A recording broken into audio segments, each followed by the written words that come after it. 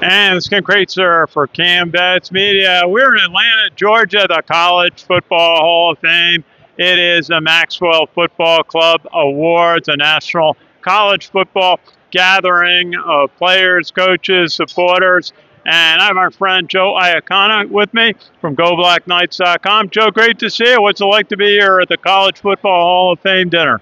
Great to see you, Ken. Great to be here at the College Football Hall of Fame. Truly a national landmark. Highly recommend if anyone's in the Atlanta area that you get down here and see this. It's really great with all the college football memorabilia. Really excited about the Maxwell Awards tonight.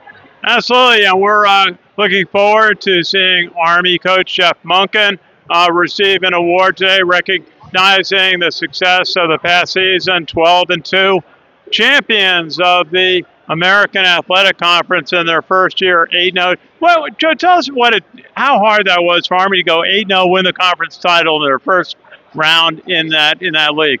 Ken, that's a really good point. I mean, it was unbelievable, to start off and win the conference championship their first year in the conference. I think a lot of us who've been Army fans for a while still had PTSD from the Conference USA days back in the early 2000s. And so for Coach Monken and Army to come into the conference, go 8-0, win the conference, and dominate a really good Tulane team in the conference championship 35-14, to say they exceeded expectations would be the understatement of the year, I think. Absolutely, and Army quarterback senior Bryson Daly is going to be recognized tonight as well. What a phenomenal senior season, 32 touchdowns this year rushing, and he just held up. So I kind of said he was a fullback playing quarterback. When you're a former player, West Point grad, what is it like to see the success and achievement of a cadet like Bryson Daly? Once in a generation player, Ken.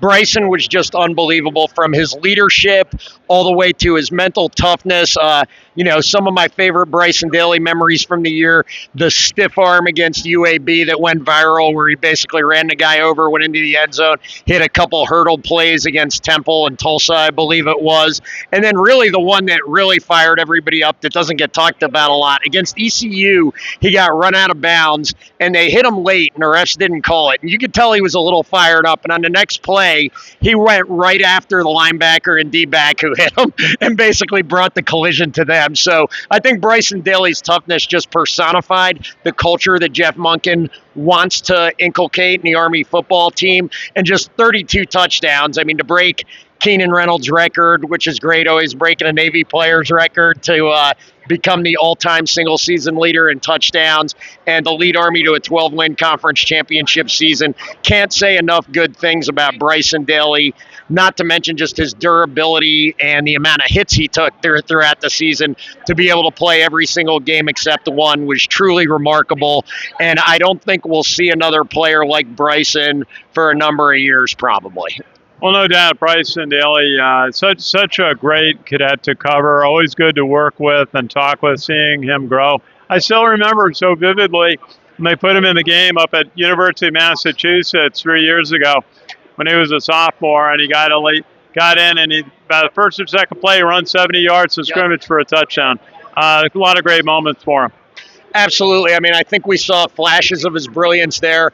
In 2023, he had a really good year, ran for 1,000 yards, threw for 900, but the offense didn't really suit him. And you got to take your hat off to Cody Worley, the offensive coordinator, and Coach Monken for revamping the offense around Bryson's skills and his power running and his ability to run the option and get the ball to playmakers like Noah Short and Kanye Udo. It was really the perfect offense at the perfect time for Bryson. And, of course, we got to give credit to the offensive line, the Joe Moore award-winning offensive line, which had multiple All-Americans and All-Conference players. I know Bryson, when we talk to him later, we'll give those guys credit for sure. The other thing about Bryson was his ability to take care of the football. He really didn't turn it over much all year up until the Navy game. I think he only had one turnover prior to that game. So really incredible ball security and just the perfect quarterback for Jeff Monken and Cody Worley's offense. Hey, still a lot of buzz in Atlanta. When I was over at Mercedes-Benz Stadium today to look around, what a place. The site of the first college football playoff championship, Ohio State over Notre Dame. What was it like for you to see the expanded college football play? It seemed like it was all everybody was talking about leading up to the selection and the first rounds. It seemed like it did very well.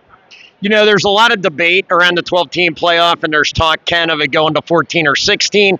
I personally like it, right? We're coming up on March Madness right now, and I think one of the things people love about March Madness is you have 64 teams, and on any given night, any team has the opportunity to beat any other team. I know in football, upsets are a little less likely than they are in basketball, obviously with 11 players, and a lot of people, complained about the blowouts in the first couple rounds, but I think that could happen anytime, anywhere. It happens in the NFL all the time. We saw it in the Super Bowl. So, I don't think the number of teams in the playoffs is going to matter. And I love the fact that you give more people an opportunity. And of course, Army came really close to having a shot. I think they were the second highest ranked G5 team. So Boise State beat them out. But it's great for a team like Army to have an opportunity in the future because of the expanded playoff. Well, see, when everybody goes into the season and has a chance at it, if they have a really successful season. So much change in college football. Just a thought, Joe. I'm curious how it's going to be talked about today. The impact of the transfer portal and the name, image, and likeness. Some of the changes that will be going as that expands. What is your thought, and what do you see as the impact in future? Ken, this could be a 3-hour conversation. I've had some really long ones with former Army AD Mike Buddy around this exact topic, and I know you have as well.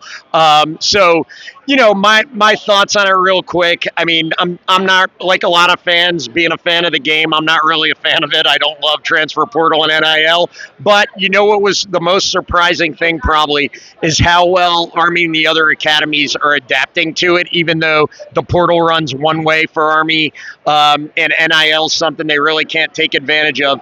I think it gives fans an opportunity to really get behind a team that believes in developing players and keeping them for 4 to 5 years, and players being under the same system. There's something to be said for that, and I think it, in some ways, gives Army a unique advantage, especially over maybe some of their American Conference opponents, where some of the best players in the American, like Tulane's Mekhi Hughes and their quarterback last year, were both poached to go to bigger programs.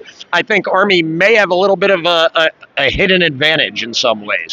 Well, I remember the Florida Atlantic coach saying, speaking to that point, after Army went down there and beat them, that he's playing over 50 transfers, and Army's playing players that primarily have been through their system for 4 or 5 years.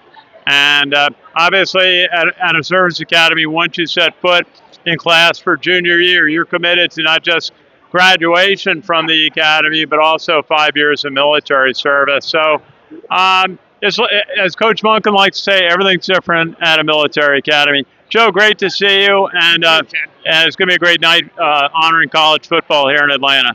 Thank you very much, Ken. Appreciate the opportunity. Have a great night. Thank you, Joe. And this is Ken Kreitzer for Cam Best Media, coming to you from the College Football Hall of Fame in Atlanta, Georgia, and the Maxwell Football Club's Awards Gala. Great to be here. Thanks for watching.